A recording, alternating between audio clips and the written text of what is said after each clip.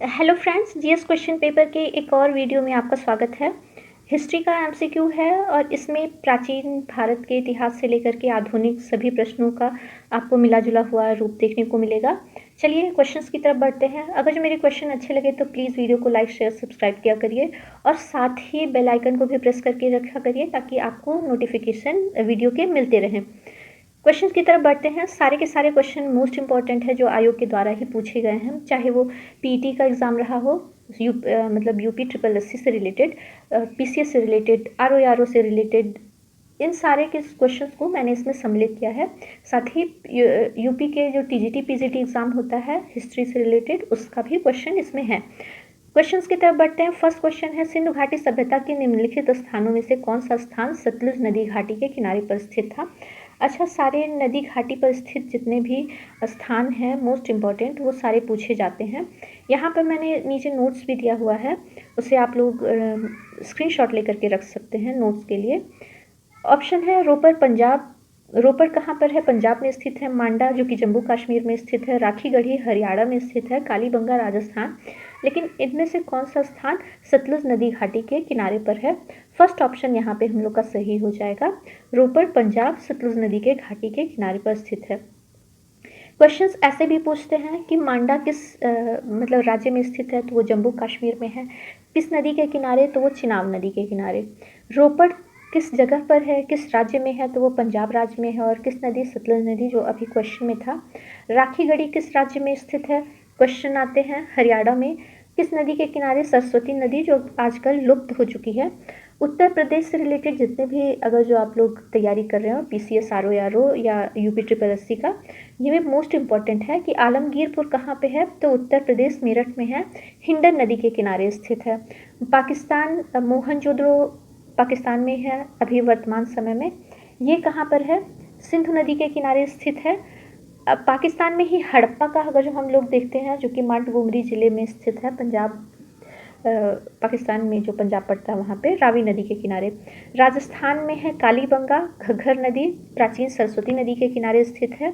Most important यहाँ पर है, गुजरात का जरूर पूछता है एग्जाम में, कहाँ है? लोथल, गुजरात में है लोथल, जो कि भोगवा नदी के किनारे स्थित है।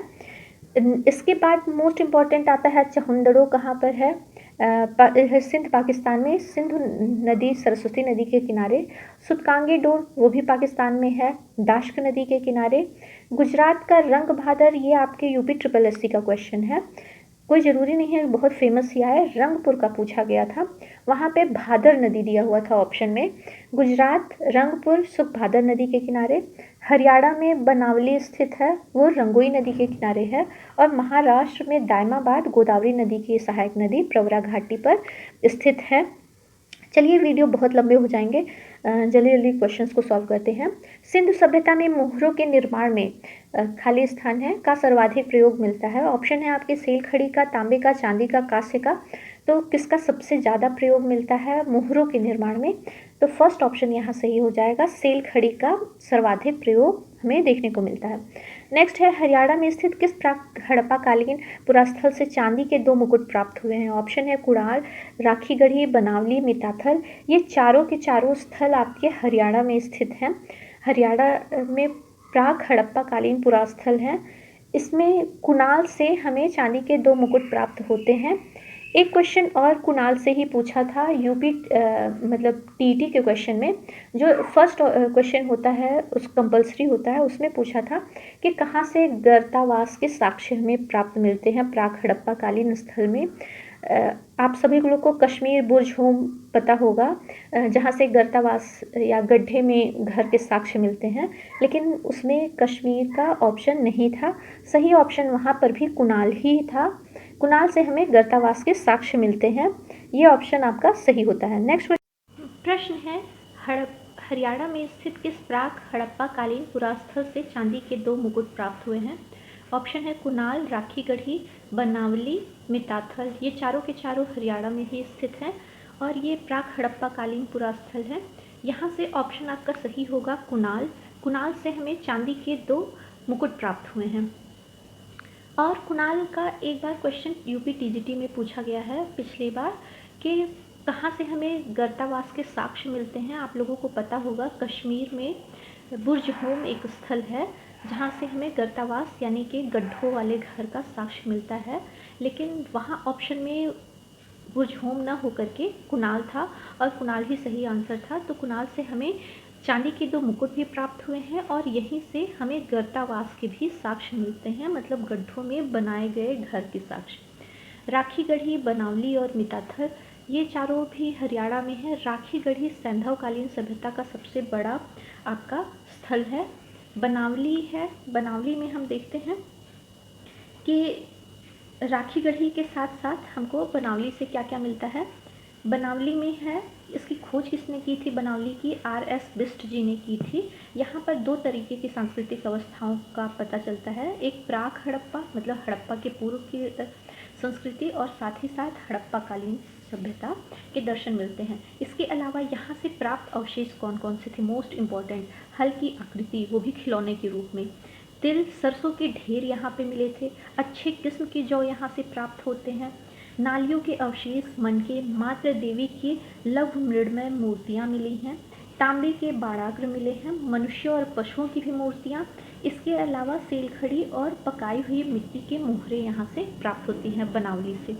चलिए नेक्स्ट क्वेश्चन की तरफ बढ़ते हैं। निम्नलिखित में से कौन प्राक हड़प्पा कालीन स्थल नहीं है? बनावली, कालीबंगा, कोटदीजी और रंगपुर। तो इसमें से कौन सा पूछ रहा है कि नहीं है? अभी बनावली के बारे में मैंने बताया। तो कालीबंगा और कोटदीजी, बनावली ये तीनों प्राक हड़प्पा कालीन स्थल हैं जहाँ से हमें 2 सभ्यताओं का, 2 संस्कृतियों का देखने को मिलता है चिन्ह। प्राक हड़प्पा यानी कि हड़प्पा से पूर्व की और हड़प्पा कालीन स्थल। लेकिन रंगपुर यहाँ 4th ऑप्शन में सही होगा।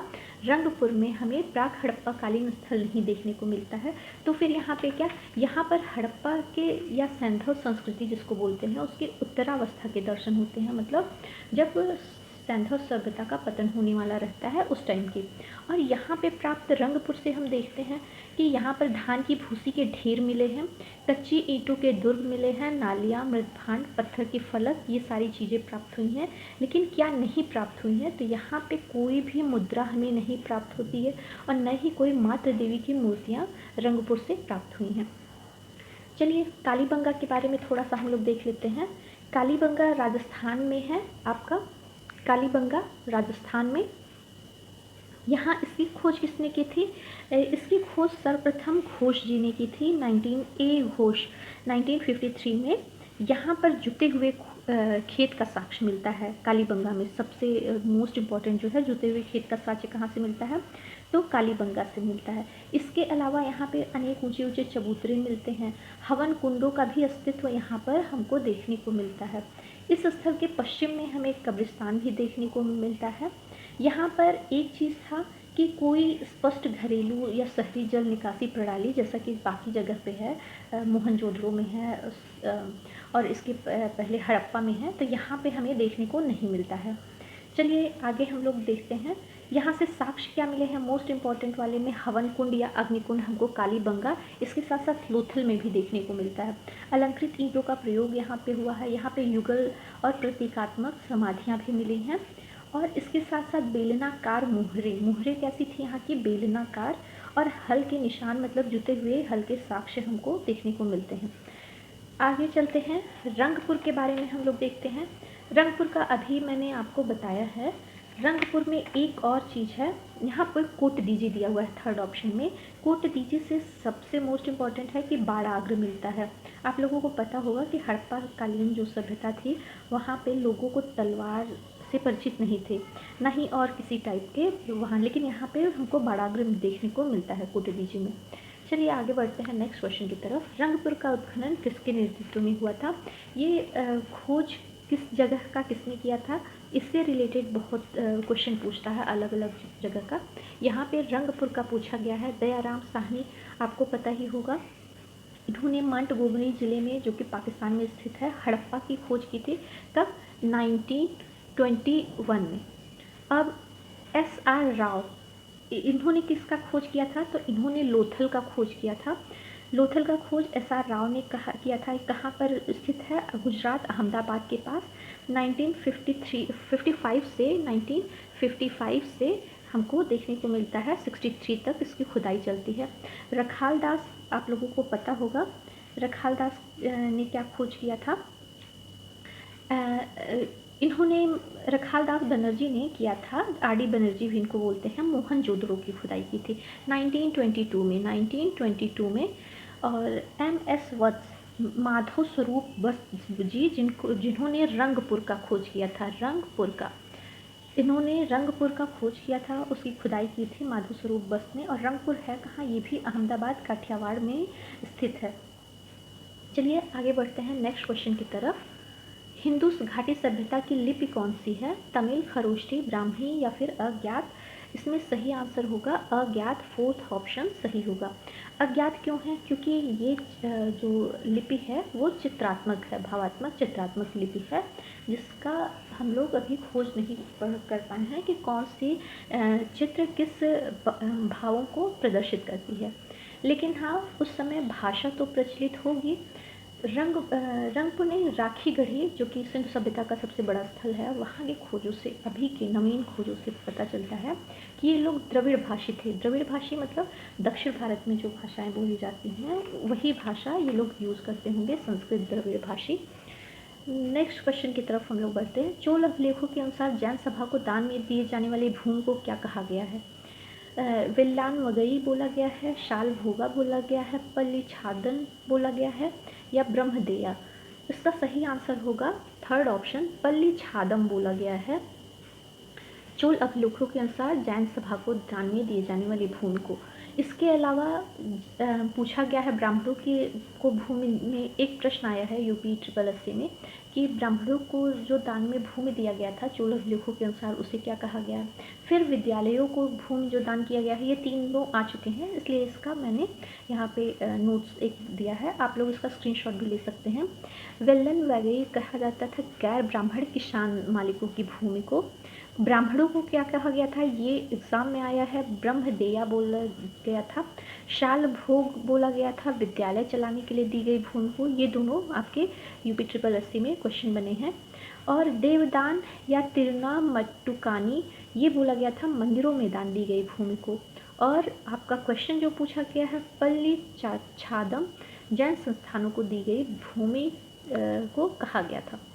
नेक्स्ट क्वेश्चन की तरफ बढ़ते हैं। भारतीय स्वतंत्रता आंदोलन के दौरान 1932 में ग्रेट ब्रिटेन किस प्रधानमंत्री ने सांप्रदायिक पुरस्कार या कम्युनल अवार्ड की घोषणा की थी। सांप्रदायिक पुरस्कार या कम्युनल अवार्ड से क्वेश्चन आपके बनते आए हैं। यहाँ पे ऑप्शन है Stanley Baldwin, Neville Chamberlain, sir Winston Churchill या जेम्स रामसे मैकडोनल्ड।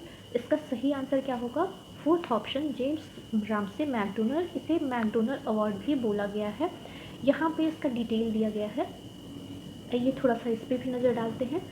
संवैधानिक समस्याओं के निराकरण के लिए द्वितीय गोलमेज सम्मेलन बुलाई गई, जिसमें कांग्रेस की तरफ से कौन जाता है, गांधी जी वहाँ गए। लेकिन देखते हैं कि यहाँ पर सांप्रदायिक प्रश्नों को बहुत ज़्यादा ही महत्व दिया जा रहा है। अंग्रेज़ों की वही फूट डालो राज करो की नीति। पहले तो इन्होंने किसको, हिंदू और मुस्लिम समाज को बांटा। इसके साथ साथ अब द्वितीय गोलमेज सम्मेलन में ये लोग हिंदू समाज को भी बांट करके दलित और बाकी हिंदू को बना रहे थे। तो यहाँ पे सबसे अधिक महत्व सांप्रदायिक प्रश्नों के निपटारे को दिया गया और भारतीयों के बीच आपसी खाई को बढ़ाने का निश्चय किया गया।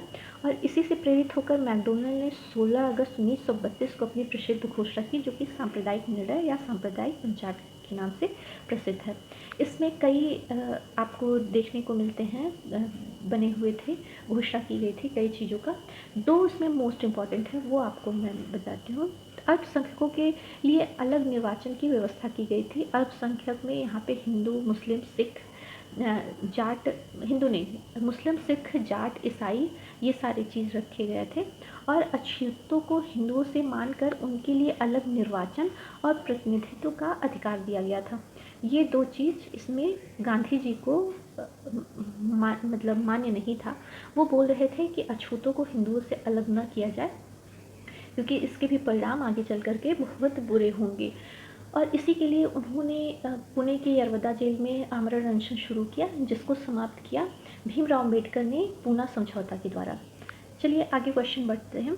दी गई जानकारी से राजवंश की पहचान करें। पुष्यमित्र ने इस वंश की स्थापना की और उसका प्रभुत्व दक्षिण में नर्मदा नदी तक फैले हुए थे। पाटलिपुत्र, अयोध्या, विदिशा ये सारे शहर शामिल थे और इन्होंने 2 अश्वमेध यज्ञ किया था और बैट्रियट के राजा डिमेट्रियस, यहाँ पे थोड़ा सा मिस प्रिंट हो गया है, को हराया था।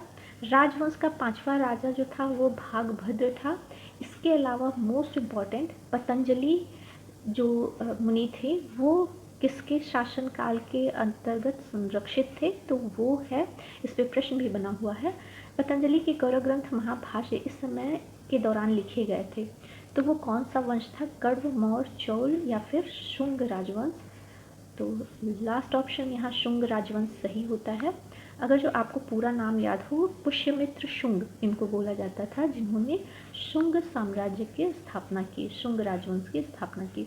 और इन्हीं के संरक्षण में पतंजलि हमें देखने को मिलते हैं, जिन्होंने महाभाष्य की रचना की थी।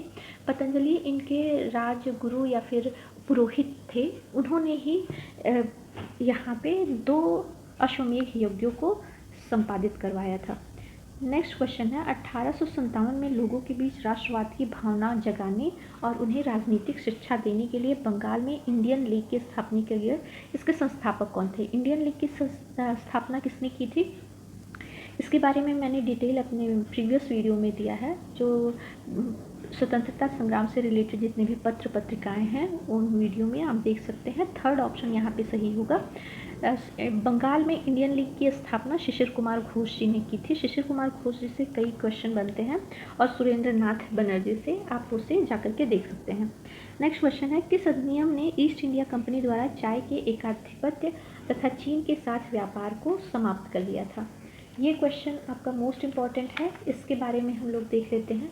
1873 का रेगुलेटिंग एक्ट है या फिर 1884 का पिट्स इंडिया एक्ट है या फिर चार्टर्ड एक्ट 1813 का या 1833 का चार्टर्ड एक्ट?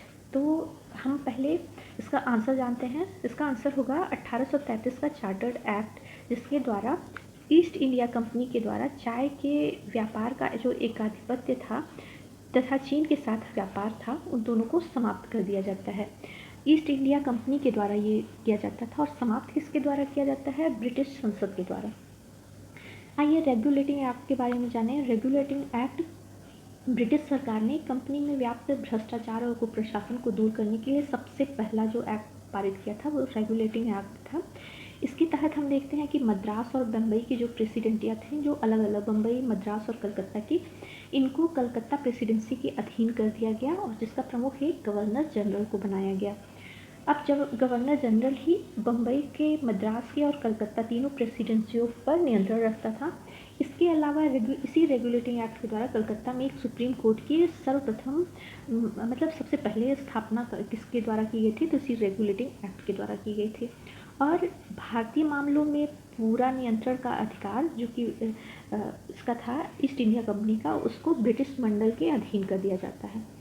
इसके बाद एक आता है एक्ट ऑफ सेटलमेंट 1781 में, वो भी इसकी त्रुटियों को समाप्त नहीं कर पाता है। तब आता है आपका 1784 में पिट्स इंडिया एक्ट। ये एक्ट कंपनी के ऊपर अपने प्रभाव को और मजबूत करने के लिए ब्रिटिश संसद के द्वारा पारित किया जाता है 1984 में। और इसके द्वारा क्या था, इसमें कई अधिनियम लाए गए थे, लेकिन मोस्ट इम्पॉर्टेंट इसमें ये था कि वाणिज्य संबंधी विषयों को छोड़ करके, मतलब व्यापार वाला, सैनिक, असैनिक और राजस्व संबंधी जितने मामले थे ईस्ट इंडिया कंपनी के, उस पर नियंत्रण किसका हो जाता है? ब्रिटिश कंपनी का। इसके साथ साथ एक प्रिवी काउंसिल की भी नियुक्ति हमको देखने को मिलती है और इसी के द्वारा द्वैध शासन की शुरुआत होती है सबसे पहले, जो 1858 ईस्वी तक चला था भारत में। अब आता है 1813 का चार्टर्ड एक्ट। ये इतना महत्वपूर्ण नहीं है 1813 का चार्टर्ड एक्ट, लेकिन इस एक्ट के द्वारा सबसे महत्वपूर्ण जो बात हुई वो था कि कंपनी के भारतीय व्यापार का जो एकाधिकार था उसको पूरी तरीके से 1813 के द्वारा समाप्त कर दिया जाता है। लेकिन यहाँ पर ईस्ट इंडिया कंपनी चीन के साथ चाय का व्यापार का एकाधिकार चलाता है, उसको नहीं समाप्त किया जाता है। उसको किसके द्वारा समाप्त किया जाता है? 1813 का जो चार्टर्ड एक्ट था। इसको इसका किस के सिद्धांत के अनुसार किया जाता है? आप लोग अगर जो अर्थशास्त्र पढ़े होंगे उसमें लेसेस फेयर का सिद्धांत पढ़ा होगा। लेसेस फेयर या लेसो फेयर का सिद्धांत, उसी के आधार पर इस एक्ट को लाया जाता है, उसी सिद्धांत के आधार पर। इसमें क्या किया जाता है कि कंपनी के सारे वाणिज्यिक अधिकार समाप्त कर दिए जाते हैं। अब इसका कार्य सिर्फ राजनैतिक कार्य ही रह जाता है। इसके अलावा जो अब क्या किया जाता है कि बंगाल का जो गवर्नर जनरल था अब समूचे भारत का गवर्नर जनरल बना दिया जाता है इसके द्वारा। और आपको एक चीज़ और बता दें, भारत में जो दास्ता को अवैध घोषित किया जाता है वो 1833 का चार्टर्ड एक्ट भी है। ये क्वेश्चन आपको बना है कि भारत में दास्ता को अवैध किस एक्ट के द्वारा घोषित किया गया था, तो 1833 का चार्टर्ड एक्ट रहा है। आगे बढ़ते हैं नेक्स्ट क्वेश्चन की तरफ। महात्मा गांधी द्वारा प्रेरित जाकिर हुसैन समिति ने 1937 में मूल शिक्षा की वर्धा योजना प्रस्तुत की। इस योजना का मूलभूत सिद्धांत था अनिवार्य शिक्षा, प्रौढ़ शिक्षा, अध्यापकों का प्रशिक्षण या हस्त उत्पादक कार्य। इसका फोर्थ ऑप्शन सही होगा, हस्त उत्पादक कार्य।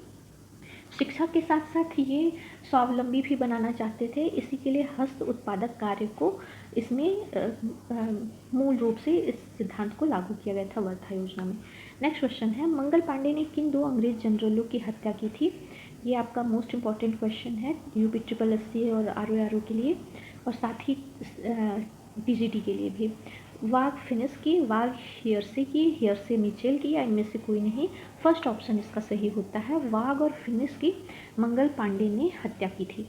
नेक्स्ट क्वेश्चन की तरफ बढ़ते हैं। मिंटो मार्लो सुधार बिल किस वर्ष पारित किया गया था?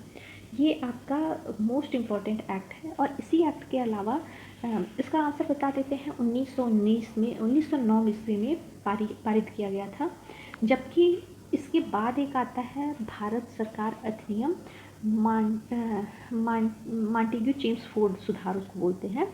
मॉन्टेग्यू चेम्सफोर्ड सुधार इसके बाद आता है 1919 में, 10 साल बाद। अब आगे हम लोग देखते हैं इस अधिनियम में क्या था। मार्ले मिंटो सुधार जब 1906 में लॉर्ड कर्जन को हटा करके मिंटो को भारत का वायसराय नियुक्त किया जाता है और मार्ले को यहाँ का सचिव नियुक्त किया जाता है। इन्हीं दोनों लोगों के द्वारा ये बिल पारित होता है जिसे हम लोग मार्ले मिंटो सुधार कहते हैं। इसमें क्या था, भारतीय प्रशासन में सुधार के समर्थक थे ये लोग, और इन्हीं के द्वारा भारतीयों को विधि निर्माण और प्रशासन दोनों में प्रतिनिधित्व प्रदान करने के लिए इसको किया जाता है। जबकि सच्चाई ये नहीं रहती है। सच्चाई क्या रहती है कि इस अधिनियम के द्वारा मुसलमानों के लिए पृथक मताधिकार तथा पृथक निर्वाचन क्षेत्र की व्यवस्था की जाती है। लॉर्ड मिंटो इसको खुद अपने पत्र में लिखते हैं, जो कि पृथक निर्वाचन मंडल को स्थापित करने के बाद मार्ले को लिखते हैं कि हम नाग के दांत बो रहे हैं, ड्रैगन टीथ इसको लिखा है, हम नाग के दांत बो रहे हैं और इसका फल भीषण होगा। उन्होंने अपने पत्र में ये बात स्पष्ट की थी। नेक्स्ट है, पाकिस्तान की मांग को लेकर मुस्लिम लीग ने किस तारीख को प्रत्यक्ष कार्यवाही दिवस मनाया था? यहाँ पर ऑप्शन है 14 अगस्त 1946, 18 अगस्त 1946, 16 अगस्त 1946 या 20 अगस्त 1946। RO के लिए ये मोस्ट इम्पॉर्टेंट क्वेश्चन है, और साथ ही साथ प्रत्यक्ष कार्यवाही दिवस ये सारे के लिए इम्पॉर्टेंट है, लेकिन RO के लिए मस्ट है। आपको पता होना चाहिए कि 16 अगस्त 1946 को यहाँ पे मुस्लिम लीग ने प्रत्यक्ष कार्यवाही दिवस मनाया था। इसमें क्या होता है कि जब भारत में कैबिनेट मिशन योजना आती है जिसमें कौन कौन से सम्मिलित सदस्य होते हैं, और कब आती है कैबिनेट मिशन? 1946 ईस्वी में ही, जनवरी के टाइम में।